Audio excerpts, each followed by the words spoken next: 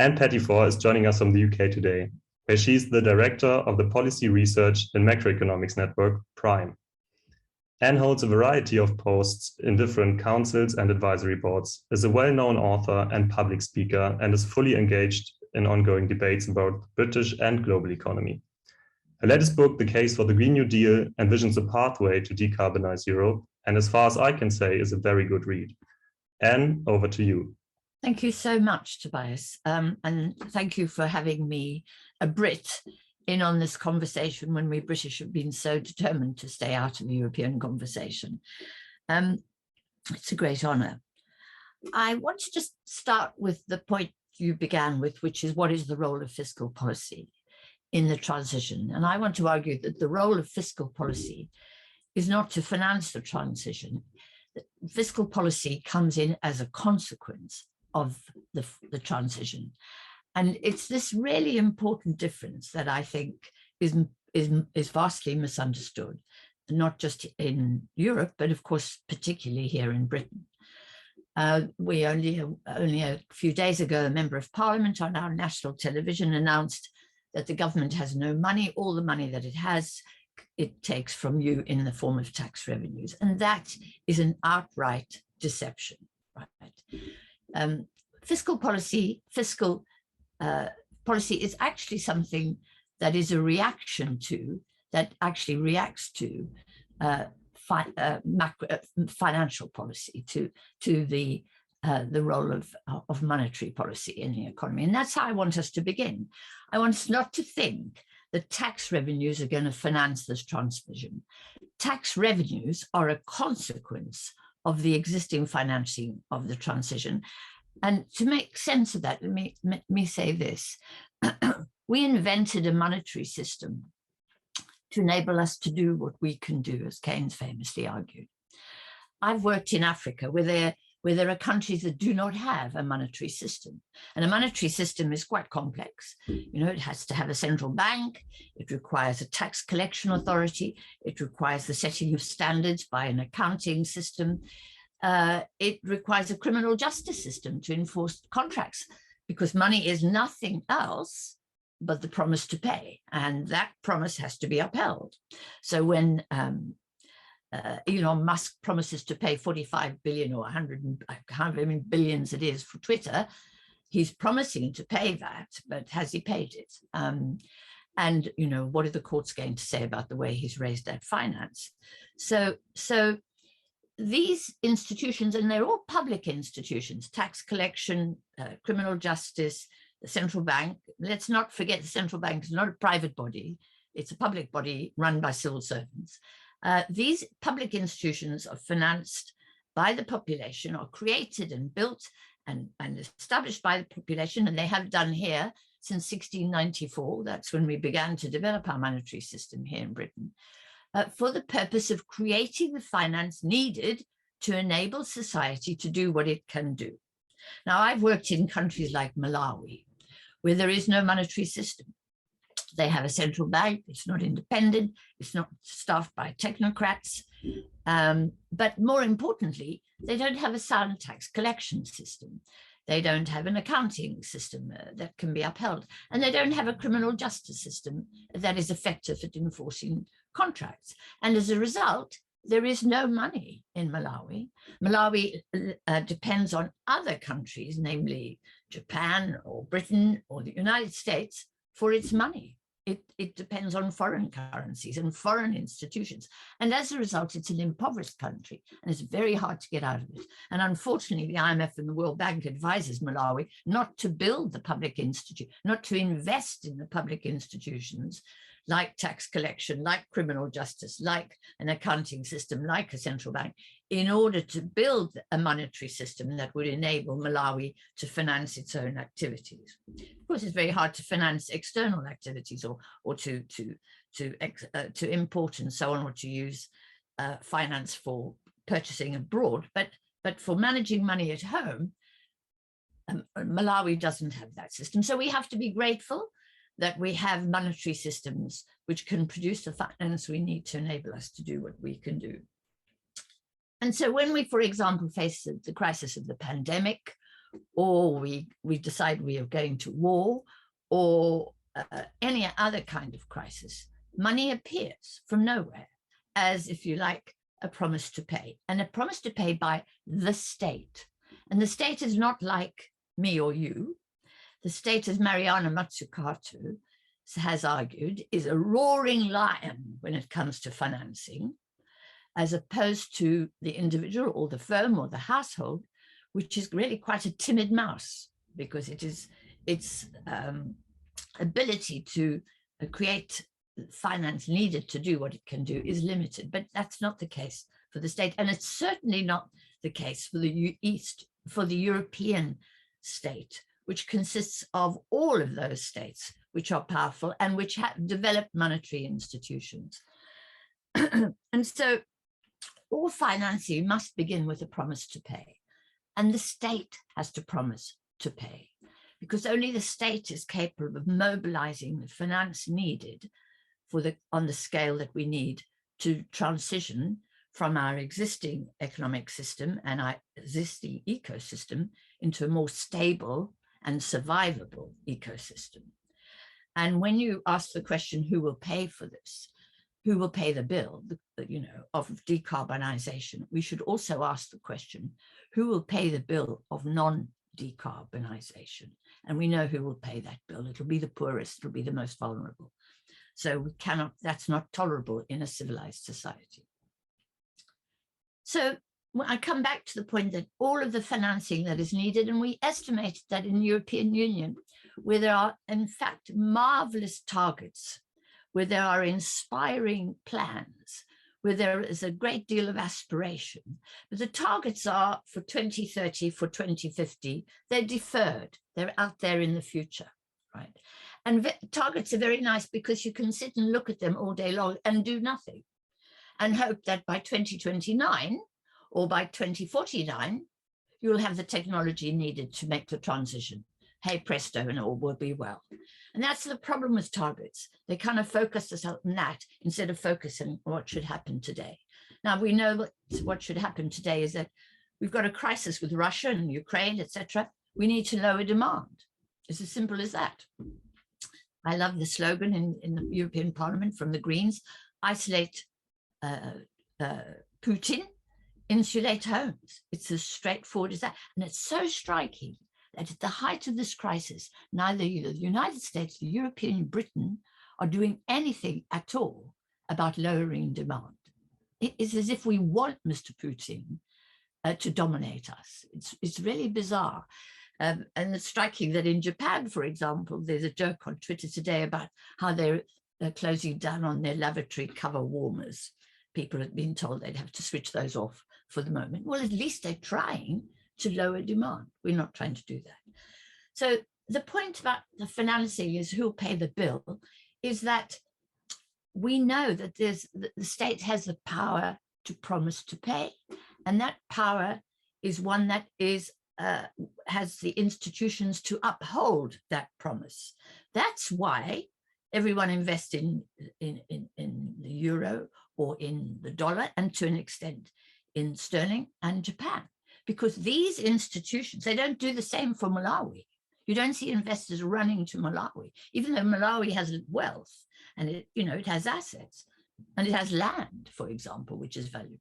But no, they come to where there are the public institutions that have the power to fulfill the promise, to uphold the promise. And we know that in the European Union, there's about 850 billion short of what is actually needed to make this transition. The business of insulating homes is a highly labor-intensive activity, needs some technology, but this is activity that takes place at home. You don't necessarily need a lot of imports. You don't need a lot of, lithium or whatever to insulate homes. That can be done immediately. But the key point is this: the state should promise to pay. The central banks should issue the finance in much the same way as they did at the height of the pandemic. And I was so excited to see this new generation, this European new generation promise the issuing of a bond that was backed by by all the states of Europe. That was a tremendous development, and it echoes the plan that Keynes had argued for Europe back in 1919, his grand scheme, when he'd argued that the British, the Americans, and the French should issue a bond, a promise to pay, that would raise $1 billion, and that could be used by Germany and the rest of Europe for recovery. And then it could even, perhaps that bond, become a form of money for exchange and transactions between states. It was a very exciting proposal, and it was defeated by Wall Street, essentially, because Wall Street argued, no, if you did issue a public bond backed by the states of the United States, France, and Britain, then that bond would take priority over the private debts, the private bonds, the private promises to pay issued by Wall Street. And they couldn't have that. So they destroyed Keynes's plan. And we know what the consequences of that were. There was no recovery in Europe.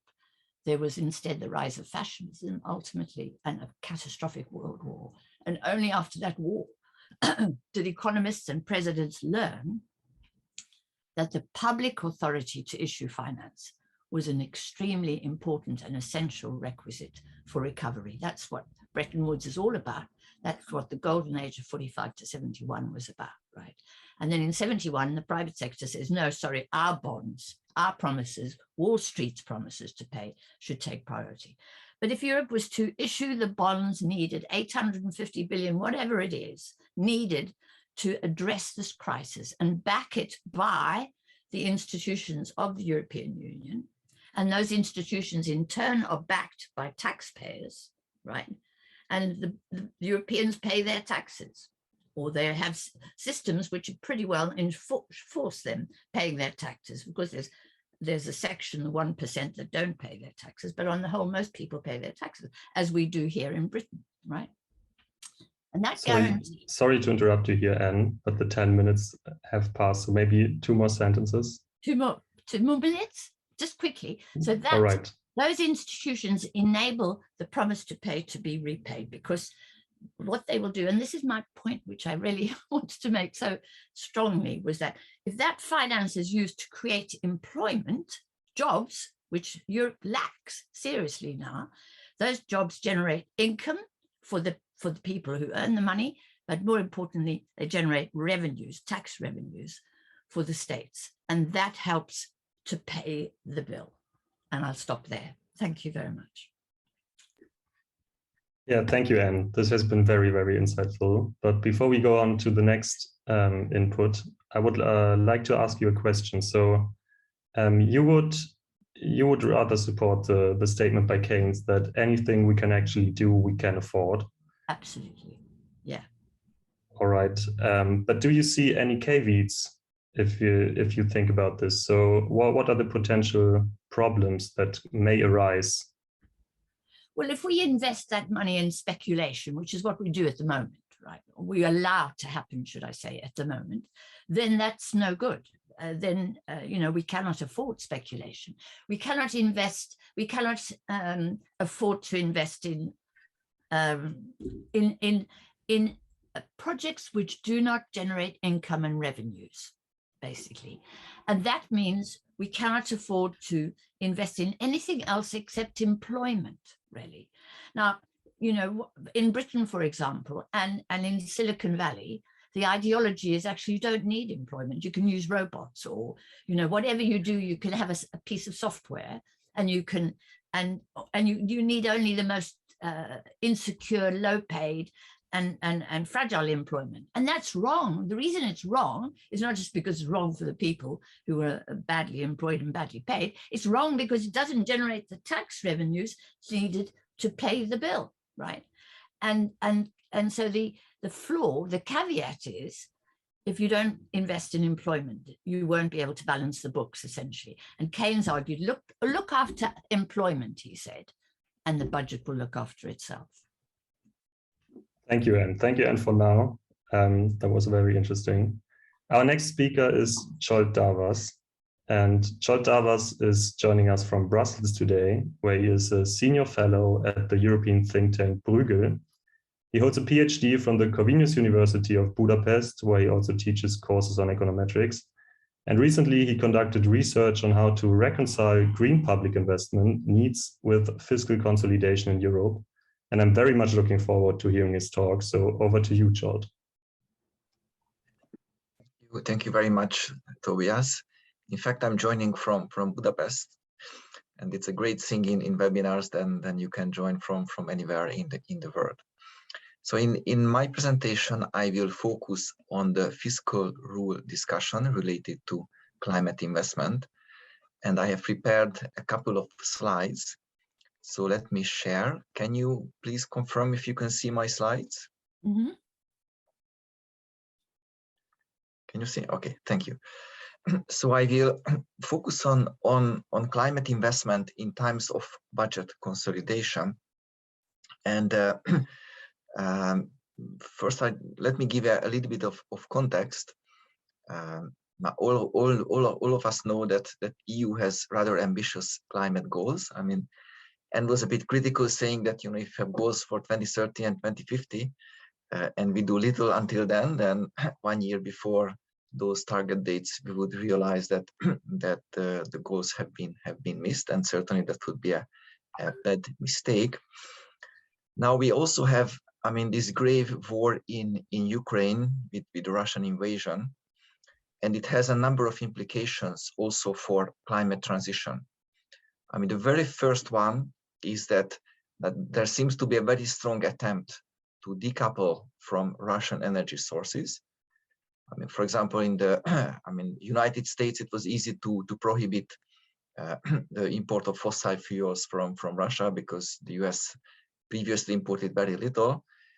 I mean, the European Union is in a much difficult situation due to the dependence on Russian energy sources, and in particular also the large heterogeneity. I mean, countries closer to Russia depend a lot, while countries in the west side of the EU depend very, very little. Nevertheless, there is a strong attempt to decouple from Russian energy sources. And the Commission already made a proposal, which will be clarified in the coming weeks, which is named Repower EU, which suggests that compared to the previous plans of the Fit for 55 package, which aims at 25% reduction in greenhouse gas emissions compared to 1990 by 2030. So compared to that, there will need to be more front loading, but also additional investments will be needed if we want to decouple from Russian sources faster. Quite obviously, a second implication of the invasion is energy prices went up a lot. And in fact, as an economist, I should be very happy, and I'm very happy about that, because this is the main, tool to provide incentives for everyone to reduce both to reduce energy demand, but also to switch from dirty energy to clean energy. Yet what we see that European governments rush to subsidize energy prices for everyone, not just for the poorest, because I very much agree that certainly the poorest segment of even in European societies would face a very difficult time if they fully let to pay for the market price of energy. I mean, various surveys suggest that poor people spend about 1/2 of their income on energy and food, by richer people just about a quarter. So certainly there would be a major need for support of vulnerable and poor households. But many European governments support energy prices across the board for everyone, with which I have to say I disagree and find it unhelpful policy. The third implication of the war is that the recovery from the pandemic has slowed down, with all of its consequences. And the last one on specifically on EU fiscal rules is that initially it was planned that European Union fiscal rules, which were suspended during the pandemic, and basically countries could do whatever they wanted to do in terms of fiscal spending.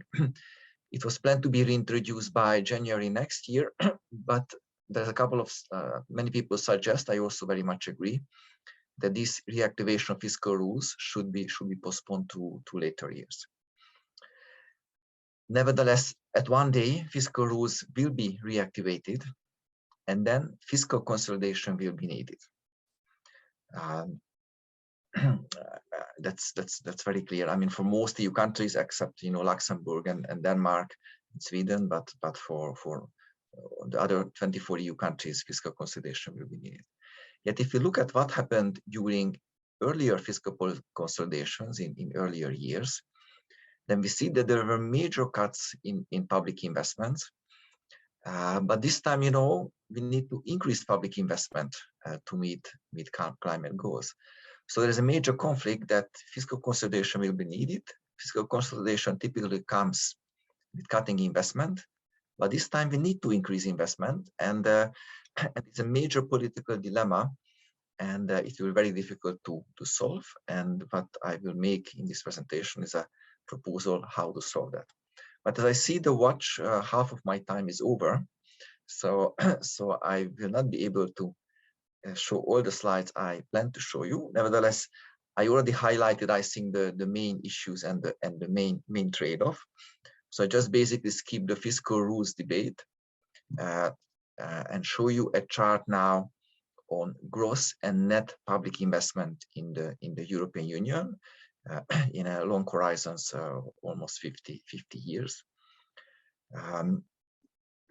And certainly what we can see that there was first of a gradual decline from during this period, but there was an especially strong decline after the global financial crisis and the subsequent Eurozone sovereign debt and balance of payment crisis. Now, certainly the cut was much more severe, let's say, in countries like Greece, Italy, Spain, Portugal, which faced major market pressure.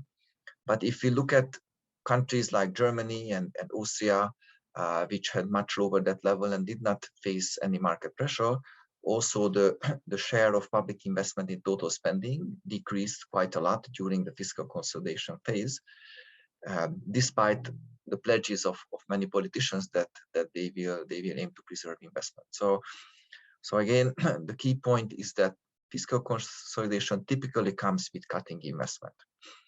Now, an important point is that climate investment is needed, and the question what should be the share between the contribution of the public and private sectors. And certainly an aim should be to incentivize as many people as possible to do their investment on their own. And for that, regulation and taxation are great tools. But if you look at, let me show you this chart. This shows, for example, the tax content of gas and electricity. And what you can see here is that electricity is taxed much more than gas in the European Union. So even though we want to get rid of gas completely, and we want to electrify our economies, I mean, there are many experts who suggest that the green transition will come with electrification, we still tax much more electricity than gas. And this is a puzzle why this is actually happening. I guess that this is just a guess, but I guess there are political economy reasons that many households and also several industries strongly rely on gas, and simply governments don't want to do unpopular measure. But then let me come back to the issue of what could be the public share in total climate investment, and we put this number around 1/3. The reason we put this number, that again, if we fully regulate, prohibit, certain activities, raise taxes, increase carbon prices to much higher, then even more private agents would be incentivized to finance investments on their own. But this has limitations. I mean, I already mentioned that as a consequence of the Ukraine war, governments rushed to support energy prices. Instead being welcoming such an increase, because that would again foster the transition. But no, they want to calm the public, gain some votes at the next election, so they don't allow the full burden to go on households. So what we did is that we looked at the national climate and energy and climate plans, which are a bit outdated because these were designed before the Fit for 55 package was approved. Nevertheless, it's still informative, and in many countries we see numbers of 30 or even higher shares as a what's the role of public sector should be in total investment. So I think political reality suggests that around 1/3 should be public, and there are many estimates from the European Commission, from the International Energy Agency, and many other agencies that suggesting that about 2% of GDP total additional investment would be needed. So 1/3 of that is around 0.6% of GDP annual. So it means that the public investment, the green investment, will need to increase by 0.6% of GDP annually for decades, and this is a big amount. Now my time is over, so maybe just summarize, and maybe in the Q&A I can come back to more details. So how can we increase green public investment when fiscal consolidation is needed? I would say there are 3 main options. One is just to relax EU fiscal rules, which I don't recommend, and also I don't think it will happen. I mean, government would just use the money to again to support spending which gains popularity. The second one is centralized EU capacity, like a green investment fund, possibly via EU borrowing. And the third one is which is our favorite, is a green golden rule, which would mean that the increase in net public investment would not count as budget deficit, and the consequent borrowing would not count as public debt. And therefore, if countries will need to do fiscal consolidation, but at the same time they increase green investment, this wouldn't require further cuts in other spending, because without the green golden rule, again, if the government wants to increase green spending, it have to cut other spending even more. So they have to cut because of fiscal consolidation, but they would need to cut even more to find a space for green investment, and that's not gonna happen for political economy reasons. So a green golden rule would be the best option. But I'm already at 12 minutes, so I'm afraid I need to stop. But in the Q&A, I will be very happy to explore these options, in particular the EU Climate Fund and the Green Golden Rule in more detail. Thank you. Yeah, thank you, Zsolt. This was very interesting. So I will give you now a chance to maybe just to clarify. So you're proposing a green golden rule for fiscal expenditures in Europe. So maybe you can once again explain in 1 minute what you exactly mean by this and how you would address the problem of greenwashing. So if we look at the EU green taxonomy, for example, this also includes investment in natural gas facilities, which are arguably not green. So how would you address this issue? Thank you very much. In fact, I have a slide in which I discussed this issue. So let me go there. I hope you can see it. So the greenwashing is indeed a crucial issue. I mean, first of all, because if you exclude certain items from the fiscal indicators considered for the fiscal rules, then governments, might have the incentives to report that everything is green, so that they can exclude everything, which would be very unwise. And secondly, as you say, even the European taxonomy is not that clear. Doesn't include only items which could lead to a fully decarbonized economy. So in our view, there should be a political decision made by the European Council on a list of eligible green investments which could potentially be excluded from the fiscal rules. Let's say the European Council comes together. Of course, I mean, scientists would need to support the development of such a list. And the key principle, which I put in brackets under the first sub bullet point, that those investments should be considered which result in the greatest emission reductions. But ultimately, I believe that a political decision is needed on that. And again, it shouldn't include the whole taxonomy. For example, I wouldn't include the gas-related investments. So once such a list is established, then somewhat similarly to what was done with the European Union Recovery and Resilience Facility, that countries should make a proposal on what kind of green investments they would like to exclude from the fiscal rules. And I think a good solution for such a proposal would be to integrate such a proposal that we can call climate public investment plan in the annual stability and convergence program. I mean, probably most of you know, but let me just simply say that in each country in the European Union, Eurozone members have to submit a stability program. Countries which are outside the Eurozone have to submit a convergence program.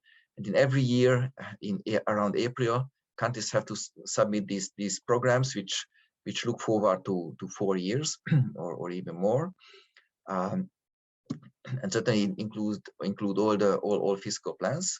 So we suggest that this public climate investment plan should be integrated into this stability and convergence program, and should explain that, you know, which are the items which will be planned in next year, 2 years from now, 3 years from now, and so on and so on, and whether these items correspond to the list published or defined by the European Council.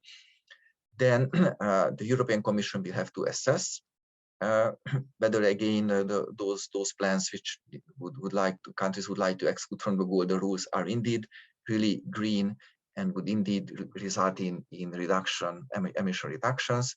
Ultimately, it should be approved by again the Council. And finally, implementation is also absolutely important, and control. And there should be many institutions, including fiscal councils, audit offices, the Commission, and the European Court of Auditors, should very carefully watch that indeed those items were implemented which were approved by the Commission and the European Council. And I think this system could limit the risk of greenwashing to a very low level. Thank you, Zsolt, for now. Maybe we can come back to this in the Q&A afterwards. So yeah, last but not least, I want to introduce Philippa Sigl-Glöckner, who is the founder and director of the German think tank Dezernat Zukunft. Philippa has worked for the World Bank and the German Ministry of Finance, and her think tank Dezernat Zukunft wants to rethink monetary and financial policies to promote human development. So Philippa is an expert in economic policy, and I'm very much looking forward to hearing her talk. So Philippa, over to you. Thank you very much, Tobias. And I'm gonna quickly share my screen.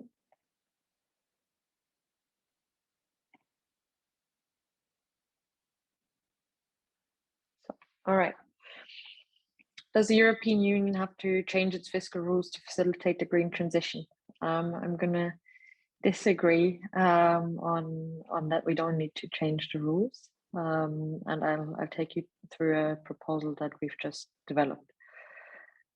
So why do we? What's the problem? The problem is, and I mean, Zsolt mentioned a slightly lower number, which is probably better informed because he's got better control of the European level. But going by a McKinsey study published recently, you need 45% of GDP per annum for public investment in the coming years until 2030, and I'm going to focus on that time horizon. That's a lot of money. When you look at the European fiscal rules, and they're different bits and bobs, but this is kind of the most binding one. This is a 3% deficit limit, so countries are not allowed to go beyond a 3% deficit per annum. Otherwise, they risk getting put into an excessive deficit procedure. If you look at that, and if you look at the financial projections, lots of countries will miss that bar next year. Now, there's a discussion whether the rules won't be in place next year, but only the year after. So then it might look a little bit better. But even with the current situation, with everything as is, lots of countries have zero space there compared to really big investment needs. I guess this issue, can we focus on investment, and can we reshuffle in the budget? It's probably a bit of a longer discussion, but just 2 cents on that. I think it's difficult. It's more difficult than to just say, well, we just need to reshuffle and focus more on investment, because in Germany, for instance, what happens when local spending focuses on investment, and this is a lot of the climate expenditure, you reduce staff, you fire everybody in the city administration, and that for climate planning is not helpful. So I think we do actually need money. It's not just replacing consumptive expenditure with investment. Now, it's going to get a bit technical, and I apologize for that. I'm going to briefly take you through the main pillars of our proposal for reforming the European fiscal rules. And maybe I should lead with how we kind of set ourselves the challenge. Politicians have made it very clear that there's not going to be change in the primary legislation. So this is kind of the headline numbers that we all know: the 60% debt to GDP, 3% deficit, and the basic construct is not going to change. I think if you go beyond that and you tweak, that there seems to be some flexibility. That was even suggested in the German coalition agreement, and the Dutch coalition agreement was also quite positive in that. So we had a look at the fiscal rules and thought, what could one do that's also useful and actually maybe makes fiscal policy a little better? So first of all, on the corrective arm of the Stability and Growth Pact, and this is like the 3% limit that I just showed you, we suggest focusing on the primary deficit instead of the overall deficit, so taking out interest payments. This is important because lots of southern countries that have quite big investment need basically have financing costs that comes close to 3% of GDP. So the ones that need investment most under the current rules have the hardest time in making it work. And I'll show you how that works technically in a second. Secondly, and we've been going on about this for quite a while, in the preventive arm of the Stability and Growth Pact, so the one that basically is supposed to put your finances into good shape so you never get into the risk of coming close to 3% deficit or having very high debt to GDP. In that one, spending is limited by the structural deficit. So this is basically your deficit taking out cyclical factors of how well or not the economy is performing. And without going through the full spiel of how this works, a key determinant for estimating this deficit number is where you see the potential of your economy. Because basically you're allowed to do more deficit spending if your economy is far under potential. So it has lots more people that can work a lot more, and you're allowed to do less deficit spending, or even you have to save money if your economy is beyond potential. Because then the idea is if you put even more money into the economy, you'll get inflation. So really key determinant is where you estimate that potential of your economy. It's very hard to do. No one knows what it is. But what we do today is we say, well, potential is roughly what it was yesterday or in the past. So if half of women didn't work because it was a cultural thing, or because there was no childcare, then potential in future is also reached when half of women don't work. And we don't think that's very helpful, especially when you have countries like Spain, where following the financial crisis, you had very high unemployment. So basically Spain is supposed to be over potential when less than 12% are unemployed. And when you now think about all the stuff we need to do, I mean, this is not abstract investment that somehow happens with robots, it's people building things. So we do actually need the whole European labor force to do stuff, to put heat pumps into buildings, to build windmills, put together electric cars. So we think you should change that potential calculation and move to something that mirrors actual output, actual potential. And then we have an update on the investment clause, which is like a small, tiny bit in there that says, well, you're allowed to exempt some expenditures. But this is, I guess, too technical, so maybe leave that for Q&A if anybody's interested. And then thirdly, what is really, really harmful at the moment is that some countries pay a lot of interest, not because interest rates are high, but because spreads. So basically the risk premium on bonds is very high, and we think you can do something against that. Now, just going into a bit more detail on how all of that's supposed to work. On the first one where I said, well, the 3% deficit criterion is a real problem because some countries are already basically at that limit with paying interest. We suggest, well, you can't move that out of the legislation because primary legislation is supposed to be unchanged. But what you could do is you could say, all right, if the 3% are broken, how about after that we check the primary deficit and take that as a criterion for whether we will actually send you in an excessive deficit procedure. So basically put you into punishment. And that could be done without changing the law. That could actually fairly easily be done in a communication. And if you announce that in advance and you say, well, all right, if you don't go beyond this primary deficit, which you could calibrate to a value where you think that to GDP is still not going to rise like crazy, hopefully fall, then you should be okay. Countries know what to expect and can actually calibrate their budgets accordingly. Very quick footnote on debt to GDP. We put that as an objective that debt to GDPs should fall because this is what politicians have said. If you ask me whether I think this is a useful yardstick, I might have a different opinion.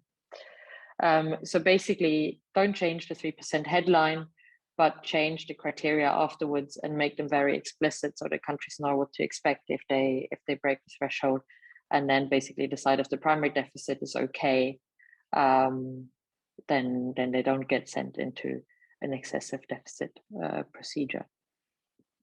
Okay, the content of the slide seems to be, it's not gone, it's only popping up in funny ways. So I mentioned we should move to actual potential. So in the past, what we've done is basically on the left. So we just assume the economy is on a steady path and we can't change that in the long run anyway. So this is the dotted line, and then it just fluctuates around this. So whenever the output goes beyond what we've had in the past, because more people are working, we need to do something. Basically, you need to start saving money, take it out of the economy to bring it back to that level. And yeah, at a time where we have to basically transform our economy, that seems counterintuitive to me. So we suggest, how about we try and push the economy really towards potential and have everybody employed to do, if possible, useful things to transform. I think it's actually also important on the flip side to have this kind of rule and not abandon it, because we do run a bit of a risk of inflation, right? If we're trying to like build tons of stuff at the same time, prices will go up. I mean, we already see it with building prices in Germany, they do go up. So it's good to actually have a bit of a check and try and estimate potential. If we go beyond that, start worrying. So then finally, why spreads matter so much and why I bring this fairly technical topic up in a discussion that's on a big picture. Here is on the left, what you see is basically how much Italy pays on its bond. And I apologize, I see the explanation is still in German. So the very light gray shaded area is basically what Germany pays.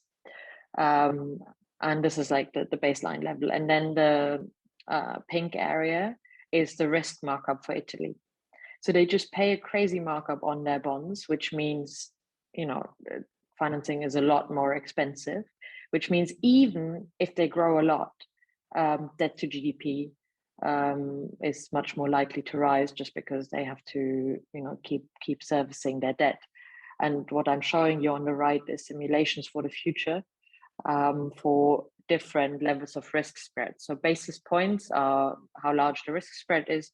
200 basis points are 2 percentage points in risk spread. So if a German bond has a 1% interest, then the Italian one would have 3%. And basically, even in an optimistic scenario, If Italy pays 2 percentage points more, they're just not going to lower debt to GDP. So that really takes up serious financing space that could be used for the green transition. So we need to keep those down. We essentially propose to do it by better coordination between fiscal and monetary policy. But I'm running over time, so if anybody's interested, I'm happy to go into this later on. Why is it also important to not have such high financing costs? Basically, public bonds are always the baseline for private investment and private financing too. Well, because we need both. We really need public investment, but we also need private investment, which is still massively down. So they need good financing conditions, which will be hard to achieve if the baseline financing cost in the country, like Italy, is already high. Just to sum up very briefly, what we want to do to reform the rules is in the corrective arm, look at the primary deficit. Secondly, update the medium-term objective, which is this whole potential thing. So actually drive the economy towards potential. Finally, clarify monetary fiscal interaction to get spreads down and make sure they stay down, and hopefully not have another lost decade, but instead transform Europe. And that's it. Sorry for running over. Thank you very much, Philippa, for your insightful talk. So I'm glad that you brought up the topic of inflation. So I just have a short question for you. How do you see the risk of sector-specific inflation? So if we now want to pump up green investment and solar workers and building material for windmills and stuff like this, will the prices go up and we will not get more solar panels and windmills? So just an inflationary shock, or can we actually bring up green investment in the short term? Yeah, really interesting question, and we're just working on that bit, so half an answer. I mean, yes, you definitely run the risk of sector-specific inflation. I mean, we already see it in Germany to some extent. But I think, I mean, we need to transform, right? So this is not optional. I mean, you're the scientist, but so we need to do it. So the question is not, can we do it or not, but how can we do it in the cheapest way? And I think the best response to this is also have a active supply side policy. So if we know that, you know, we need more in a sector, well, then, you know, make it easy for people to get the right education to work in that sector. I mean, have an active push towards expanding capacity, and don't just wait until it magically happens. Thank you so much, Philippa. So now that we have listened to the 3 extremely interesting talks, I would also like to encourage the audience to pose some questions to our speakers in the Q&A. But before that, I also want to give a chance to the 3 of you to react to the other inputs. So I would like to first give the word to Anne to maybe react to the talks we have heard so far. You're still muted.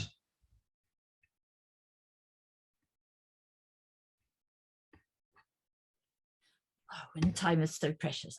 Thank you very much. Those were very interesting talks. But I do want to come back on them.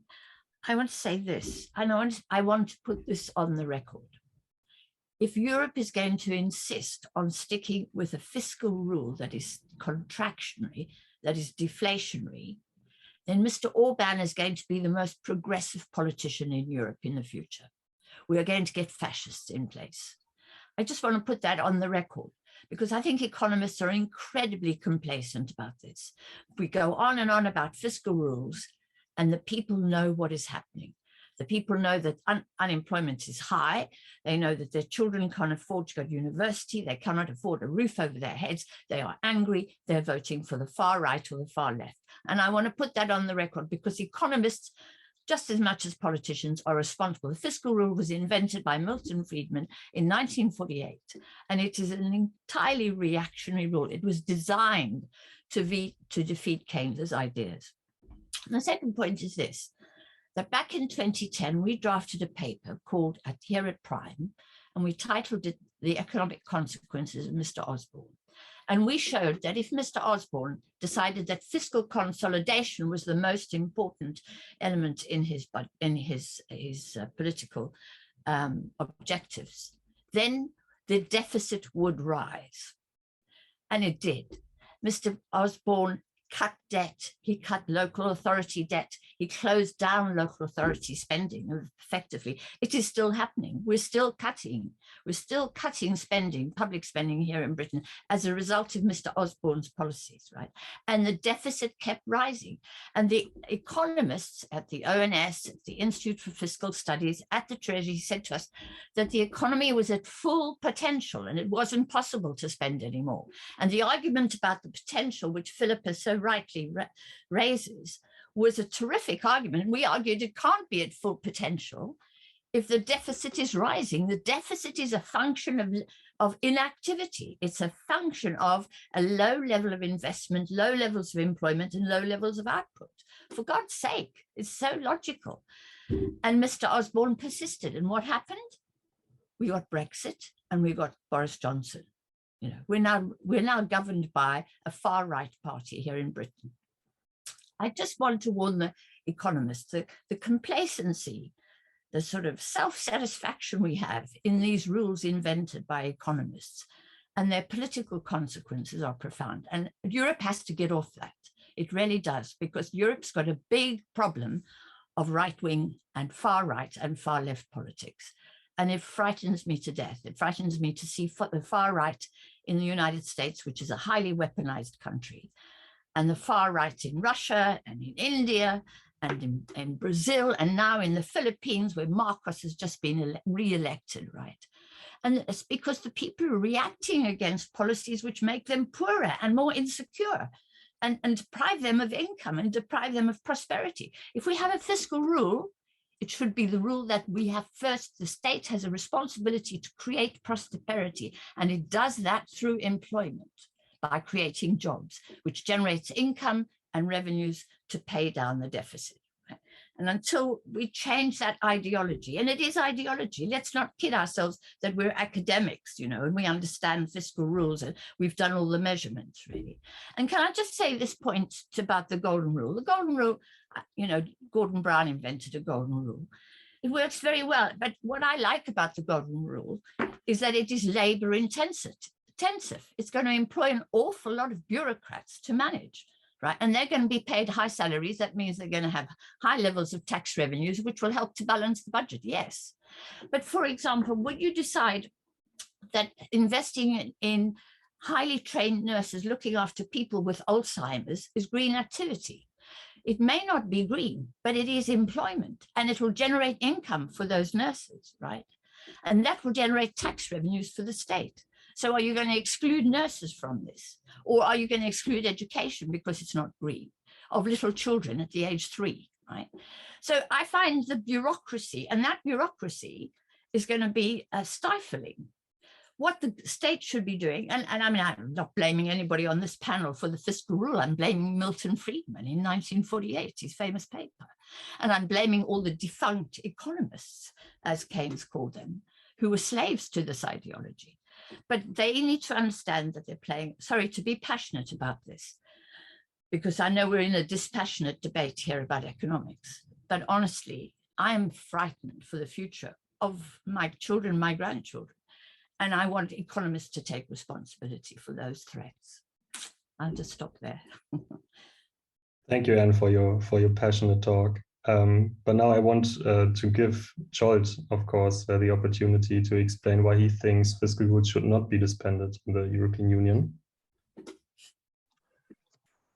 Difficult to talk after you, Anne, especially your passionate views. I think there are a couple of reasons why the far right is gaining traction in some countries, but I wouldn't blame fiscal rules as the primary reason for that. We could discuss that for length. What I would like to say on that is that the EU has a legal order. EU is governed by treaties. The treaties include the fiscal rules. I mean, the baseline fiscal rules, then there is secondary legislation which clarifies the rules. So if one would like to get rid of fiscal rules, then there would need to get a consensus by all EU member states to revise the European Treaty, which I'm convinced is simply impossible to do that. Even revising the secondary legislation for fiscal rules would be rather difficult.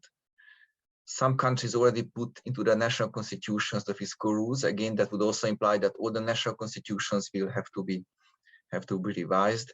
In many countries, such things need to be put to a public vote. And we have seen in referenda that people, especially if they are angry, as you say, they vote against everything that the government proposes. So I'm afraid, I mean, fiscal rules are there in the treaties, in the secondary legislation. I think the treaty is impossible to change. It's very hard to change secondary legislation. So our aim, as I see my aim, is to make suggestions on how to improve this whole thing. Again, acknowledging that this might not be the first best, but sometimes political reality leads us to propose second best solutions because the first best is unachievable. Now, but let me say a few comments on Philippa on your presentation. I mean, very much likes the charts and the arguments. But on your first point on focusing on primary balance, I'm afraid it wouldn't do the trick, because the EU treaty says very clearly that the actual or planned balance of the government must not exceed the threshold values, unless if it's more temporary and little exceptions could be made to that. So if the gap to the 3% threshold is large, then an excessive deficit procedure must be introduced or initiated. And if a country is under excessive deficit procedure, the minimum annual adjustment requirement is 0.5% of GDP. And there are no exceptions. In the preventive arm, there are possibilities, there are more flexibility and possibility in the preventive arm. But I'm afraid in the corrective arm, if the deficit is over, let's say, 3.2 or 3.3% of GDP, then the excessive deficit procedure has to be launched, and then the country must do 0.5% per year annual fiscal consolidation if you don't change the rule in any way. So I'm really afraid that your trick on focusing on the primary balance wouldn't be a good trick, or wouldn't be sufficient, and still with unchanged legislation, I mean, basically the same rules will need to apply, and not much can be done. Also, I looked at the investment clause, which I very much agree on the potential output point that you made. On the investment clause, again, the room there is very, very limited. I mean, it might be a too detailed discussion, but in fact, even the Commission struggled to find a good legal base for the investment clause, because the Stability and Growth Pact allows a temporary deviation from the adjustment path toward this so-called medium-term objective if structural reforms with verifiable impact are implemented. And the Commission argued, yes, some kind of investment can be similar to a structural reform. So even we allow a deviation in case of certain types of investment. But again, the big problem is that investment is not structural reform. There could be a structural reform component, of course, but the investment is different from structural reform. So it would be difficult to completely change or revise this investment clause very substantially.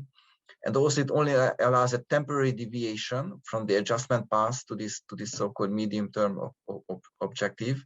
So again, at best case, we can get a few years of a deviation from that path, but ultimately that path needs to be reached. And also changing this medium-term objective is unfortunately severely limited. I mean, the Stability and Growth Pact limits at -1% of GDP for every country.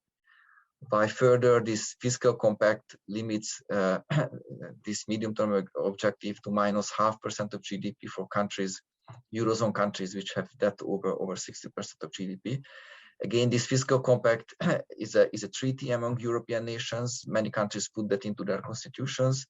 I would also recommend changing that treaty and revising this limit for the medium-term objective. But again, I would hardly see any political feasibility that Germany would change its constitution in order to accommodate changing this limit on the medium term objective. So and again, a change would be needed. So without doing any change, I think very limited things can happen. So some legislative changes needs to be done. The big question: what kind of legislative changes we should push for? And in my assessment, a revision of the certain elements of the Stability and Growth Pact, and also the fiscal compact would be sufficient.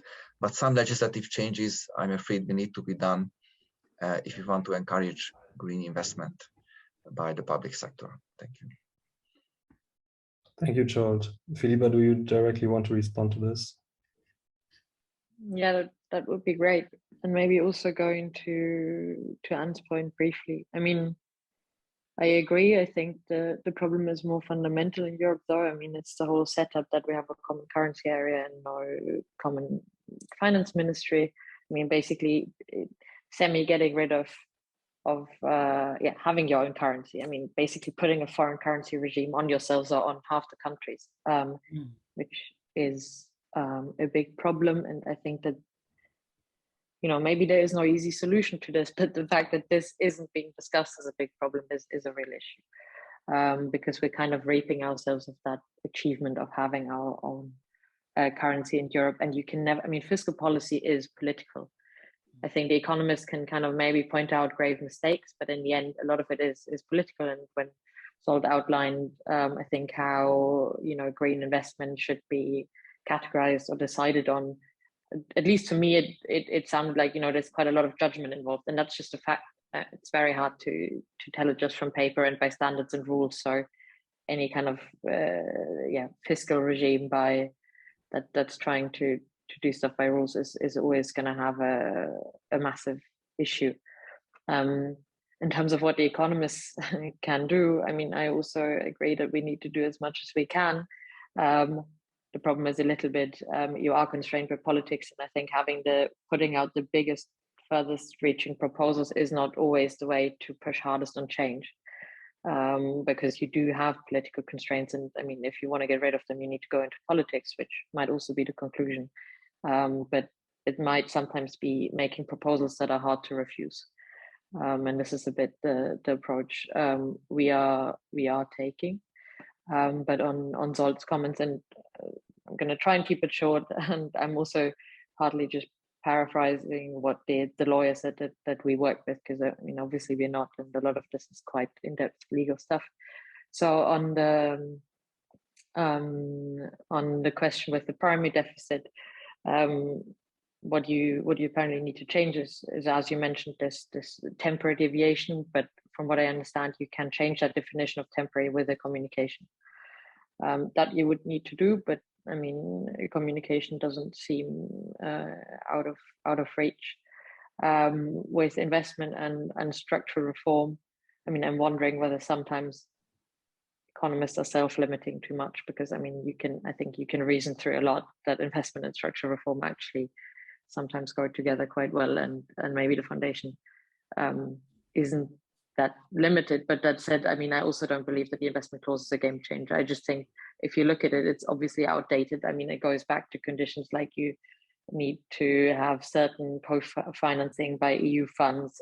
It doesn't fit with anything that was done in the recovery plan. So I think you have very good reason to say, hey, let's at least align it with what we've done recently, what our goals are right now, and then you can get a bit of mileage from this. Fiscal compact is between countries. So from what I understand, it's overridden by European legislation on Germany and the debt brake. I think it's very difficult, and it will be impossible for a German finance minister to support any change of the European fiscal rules that is fundamentally looser than Germany and looks like that on paper, or is a completely different system, which is why I think an expenditure rule doesn't have a very good chance of coming through. I wouldn't see the debt brake as so limiting if you stay in the same system, because we actually kind of broke it last year with changing the accounting. So basically what you can do now is you find a year where you don't have a debt limit because you have an exception, like this year because of COVID. You just stash lots of funds away and then you can spend them in current years and it doesn't count under the debt brake anymore. I mean, it's fundamentally actually kind of getting rid of it a little bit. So I wouldn't worry too much that the debt brake then in the end holds Germany back, as long as it all stays in the same kind of logic and everybody can pretend that the same system is still around. The German debt brake is not a one-to-one match with the European rules. Anyway, it's actually much stricter in many ways. But a lot of this will I think come down to political will, and yeah, lawyers pushing hard. But this is what we need to do if primary legislation is not on the table at the moment. We're shooting ourselves in the foot left and right. Can I just come back? Yeah, so to close the circle, Anne, I give you 2 more minutes and then we come to the Q&A from the audience. So I want to say to Zsolt, yes, I understand fully. My husband was the Secretary General of the Council of European Municipalities and Regions, and I know, and I followed the whole constitutional debate when it was had back in the 90s. I understand the complexity of changing the rules, but I can tell you that it happens. Britain changed the rules. We had Brexit. Took a year or two, but we're out, right? Mrs. Le Pen or Mr. Mélenchon can change the rules for France as well. Frexit, it's not impossible. And it might take a year or two, but it happens, right? And the interesting thing about Osborne was the more he cut the spending and the deficit rose, the more he changed the rules. Now, it's not quite so easy to do that. You know, the neoliberals have embedded the rules in the law in Europe, so that it's harder for a politician to do what George Osborne did. But even though he kept changing the rules, he didn't change the policy. He kept cutting spending. So then we got Brexit, and Mr. Osborne is sitting on the other side of the fence. He's a pro-European. He can't understand what's happened. He can't believe what's happened. He's very hostile to Mr. Johnson, right? But he created the conditions. So I understand about the rules. I mean, I was also very impressed in the middle of the pandemic when the ECB and the EU decided they could issue a joint bond. That was changing the rules, and it happened overnight. And there was no debate. There was no question of getting public opinion behind it.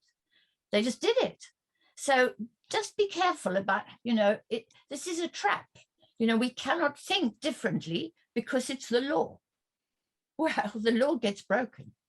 So I want us to, I think, as Philippa said, you know, we need to go beyond what the politicians say they're saying. We need to do what we did here. We said, Mr. Osborne is saying this, but we're saying that, okay?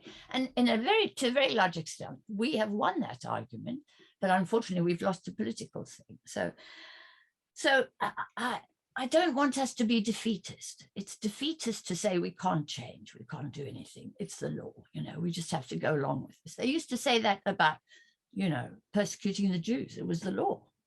You know, we can't do that. And I want to stress this because the rise of fascism across the world is terrifying. We can't be complacent about it. Really, we can't. I've made my point. You must shut me up here, please, from now on. I'll just drink my coffee quietly here. Thank you, Anne. Thank you so much. So I would like to pose a question from the chat to Zsolt. So Jonathan asks, how much do fiscal rules constrain public investments in countries which are not part of the Eurozone? Or is it rather constrained by other factors, such as high bond yields? So I think his question is about that not every country in the Eurozone, in the European Union has the euro. So what about these countries? So there are some differences in the rules for the Eurozone countries, some somewhat tighter, and also the penalties can come faster in the case of the Eurozone countries. But the basic framework applies to every European Union country. I mean, the EU treaty applies to all. The Stability and Growth Pact again applies to all countries. All countries can get under an excessive deficit procedure, both inside and outside the euro area.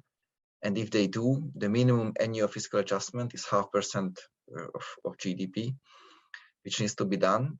I mean, I also looked at a couple of excessive deficit procedures, how they were applied under, let's say, Barroso and also under President Juncker. So two different Commission presidents with different philosophies. But the 0.5% adjustment were respected everywhere, and many countries also outside the Eurozone were requested to do more than 0.5%. So I'm afraid this constraint is there. Countries outside the Euro area also face the pressure of fiscal consolidation if their budget deficit is larger than 3% and public debt is over 60%. Thank you. Then we have another really interesting question I would like maybe to pose to Philippa or Anne. How can we avoid the state paying the bill for ensuring a just transition of former coal miners while the private sector secures the most lucrative business opportunities of green innovation? So yeah, maybe this is one key conflict in this problem, so that the public investments are just needed to prevent labor shortages while the private sector gets all the lucrative deals. Well, I think this is where taxation comes in, basically. You know, I mean, I argue very strongly that tax revenues are a consequence of economic activity, but you can also increase tax on the rich, and you can put a tax on windfall profits and so on. And so you can use tax also as public policy, as a policy for redistribution, essentially. But my experience is that, we closed the coal mines here under a Tory government, and the Tory government said, this is the market. We're closing down these mines, and the people have to suffer. And what then happened, actually, what happened was these whole areas had very high levels of unemployment, and very soon they had very high levels of drug use and health inequalities. And to this day, those communities are a scar on the landscape, actually. And they're also full of very bitter people, very angry people. They're the people up in the Northwest that vote for Johnson and so on. So, it's just going to be a fact that we're going to have to bail out the private sector. The private sector has invested enormous sums of money, but done so because we, the state, the politicians and the economists, thought that it was best that they should run gas, oil, energy, coal, right? And they have shareholders, and we think the shareholding model is excellent. We encourage it, especially Britain was at the forefront of encouraging privatization and shareholding. And now there's a cost to that. But to make the poor people or the miners pay for that cost is totally wrong. But my experience, and I come back to Mariana Mazzucato, she shows very definitively that the state is the only entrepreneur really willing to take risks. And so I don't believe the private sector is going to take risks on the green economy. At the moment, we know they refuse to do anything. This is where Professor Daniela Gabor's work is so important. They are demanding, the private sector is demanding taxpayer support for investment to de-risk the investment. Now, this is not capitalism, in my view, certainly not free market ideology. Wall Street, and it is largely Wall Street, and let's face it, Wall Street runs the show. Private equity firms that are buying up land and oil and gas here in Britain demand that if they're going to be decarbonized, that the risk of decarbonization has to be removed for the private sector. And the taxpayer has to compensate the private sector for that risk. The private sector cannot be expected to take risks. Now, this is the very reverse of free market capitalism and ideology. It's actually Soviet ideology, Soviet economics, essentially, de-risking investment. But Wall Street won't invest without this guarantee from the taxpayers. And Daniela's work on that is superb. I do ask you to all look at it. but I'm afraid it's a fact of life. So we have to deal with that. The fact is, do we want to live with the devastation of climate breakdown and ecological collapse? And we are living with that already. Or do we just deal with the private sector and make them pay in a way, through taxation? Stop giving them a free ride. Stop letting them both, take the gains and socialize the losses. The ideology of allowing the private sector to do that is a British ideology. It originates with Friedman. It's actually American, but it's turned into political law, if you like, by Reagan and Thatcher. And Thatcher was a pioneer in all of this.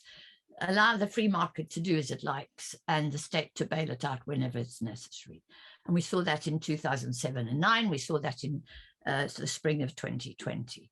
The point is, until we change our attitude towards the private sector, that's going to have to be what happens. Thank you. So Philippa, you also want to say something? Yeah, just briefly, because we didn't just have it with coal. We now have the question with the chemical industry in Germany, right? Very, very high profits, and then the question of what will they be producing here in the future? A big demand that they want a lower guaranteed price on electricity. And I don't think there's a blanket answer for all of them. Some you may have to tax, with others maybe there is you can make them commit to investments instead of paying it all out in dividends. You basically make a informal contract with them that they have to invest, so that in 2 years down the line they can't say, "Oh, sorry, we don't have any cash for investment because it's now all gone and the state has to bail us out." But there's a systemic question here, and I worked at the Ministry of Finance before, so I saw this a little bit. The German state, at least, and I think it's probably similar in lots of other European countries, is really not equipped to have these conversations with the private sector.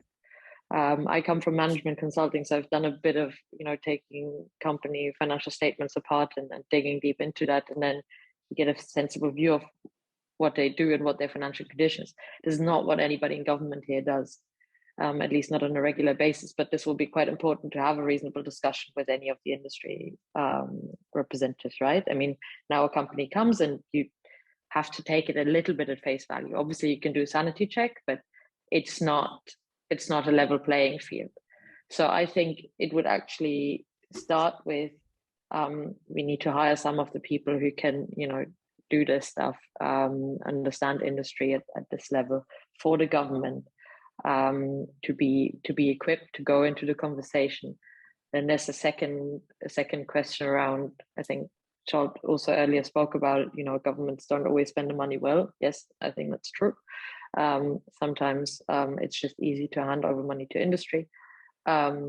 Around political will, that's a much more difficult one. I don't think it can be solved by rules, more by public pressure, also from think tanks working on this stuff. But we need to create the capacity in government so it's an eye-to-eye conversation. Thank you so much. Then we have 2 questions regarding the Green Golden Rule, which I also want to pose, and then maybe to you, Zsolt. So there's a question by Nikolai. That a green golden rule will lead to a mere shift in accounting labels of already planned green investment. So we will end up with the same amount of green investment, but more public debt. So what is your take on this critique? And we have another one by Frank van Lerven, who says that the borrowing under such a rule would still be constrained by an overlap with current expenditure and overall debt issuance. The negative financial returns would have to be covered by the current account, and therefore investment with low financial returns would not be covered. Depending on how it is formulated, vital investment and spending in social infrastructure, skills training, and adequate safety nets related to the just transition may be precluded by such a rule. So how do we get around this criticism? And he also asks, could we tie a green golden rule to a full employment target? Thank you for the questions. So on the first one, that it would be just lead to an accounting shift and the same amount of green investment. Our solution, I think, completely addresses this issue, because we say that only the increase in net green public investment can be excluded from the rules. So if the countries invest the same, it's irrelevant if they reclassify anything to green, the key point is that it should go up. And again, as I argued, not everything should be can be considered as eligible for exclusion from the rules, but only a very specific list of climate investments. And the implementation should be very closely monitored by various bodies, including, of course, the Commission, but also national offices like the National Audit Office and strengthen national fiscal councils, which in some countries indeed need more power.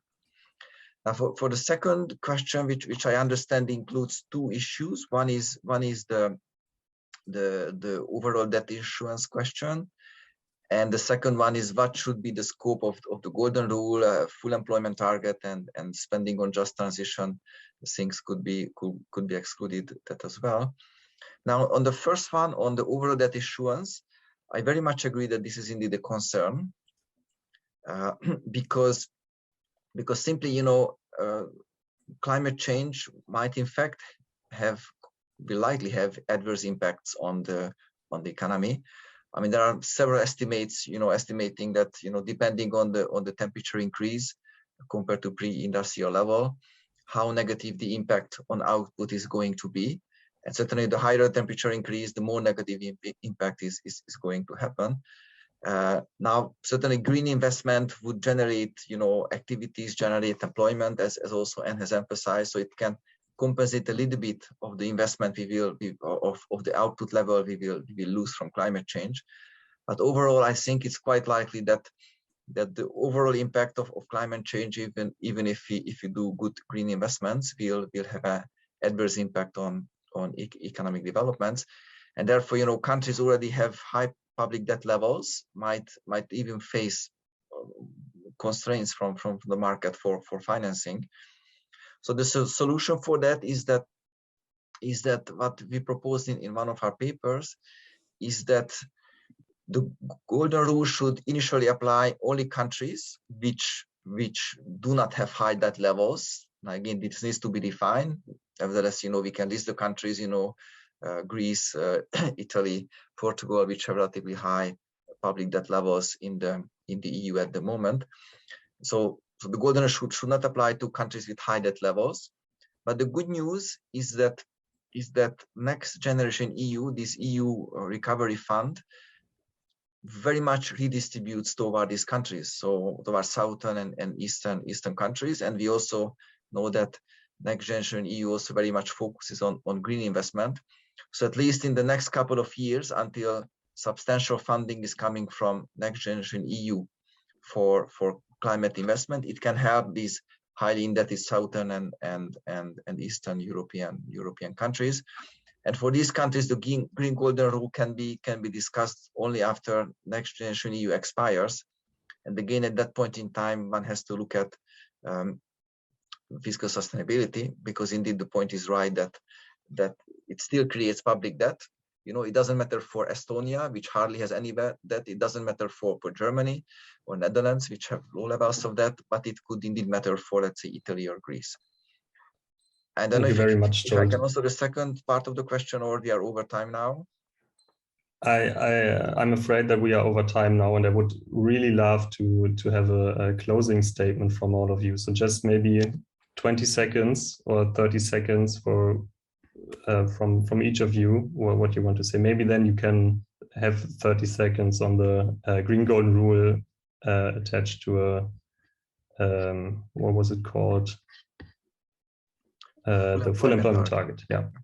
So Anne, over to you. First of all, I want to say thank you, Tobias. In England we say Tobias, not Tobias. Tobias. Anyway, so I want to say thank you very much for this debate. It's really very important. And what gives me hope is that we are still at the stage where we are discussing and debating this stuff. And that's important. And I thank you. I think I've made my points very clear, so I don't need to add much more. Thank you so much. So, Philippa? I mean, I made a proposal earlier, but I am deeply skeptical that we are going to get macro framework in Europe. I mean, this goes to monetary policy and fiscal policy that actually gets out of the way. I mean, huge challenges with the transition anyway. Actually, the doing bit, I think, is a lot harder than finding the money, but I'm very skeptical that we are going to have a framework that enables that in a sensible way. All we should all do is, I think, put it on the agenda and make sure that everybody sees it as important, because that's the biggest risk, at least in Germany, is it's an afterthought and it's being pushed to the side, and it may end up being very constraining and harmful. Thank you. Zsolt, your last words. Yeah, my last words, again, also focusing on the question whether the golden rule should be much broader and include many social spending. I mean, there are two issues. One is I would say principles, and the second one is political feasibility. On the second one, the political feasibility, I think such an idea would be dismissed immediately by finance ministers. So I don't want to speculate on that. But even on the first one, you know, for investment, I think there are very good reasons to spread that out, because that's, you know, future generations will use the investment we are making today. And you know, if you look at companies, you know, if a company makes an investment, it doesn't charge all the cost of the investment for the year, but it's spread out through the service life of the capital. So I think for investments, we have a good reason to somehow smooth that out. But for social spending, which is absolutely vital, we have not such a case. So also from a conceptual perspective, I'm not hopeful that a full employment green golden rule would get support. Thank you. So can I just say, but those nurses and those teachers will be paying taxes for the next 10, 20 years of employment. That's the repayment. You know, they may not, you know, you may not be able to collect fees from it as you can from a road tax, for example, but they will be employed, they'll be paying taxes. They're repaying that investment. Unfortunately, we have to stop our discussion at this point. But it was such a pleasure to speak to you three and have such interesting questions also from the audience. Yeah, as we can see, I think we could have filled a whole day with these interesting topics and talked for hours. So yeah, just on behalf of everyone here, I would like to say a really big thank you for making time for this today. And I also want to thank my colleagues at Decarb Future Economy Forum who make this happening today. And for the final closing remarks, I once again want to hand over to my colleague Anna. Well, yes, so thanks from my part as well for like these three presentations that have been like very inspiring, and it's probably room for a lot more discussion. And yeah, thanks for the great audience and for your participation as well. And I also wanted to give like a special thanks for today's event, especially to Tobias, Akis, Camila, Robin, Christiane, Alex, Jagna, and everyone else behind the scenes who had been very hardworking to make this event and the media around it happen. And I wanted to announce our next event, which is going to be just 2 weeks from now on the 25th of May. So this event, they will discuss how finance can best play its role in driving change and avoid greenwashing. So not so far off from the topic today.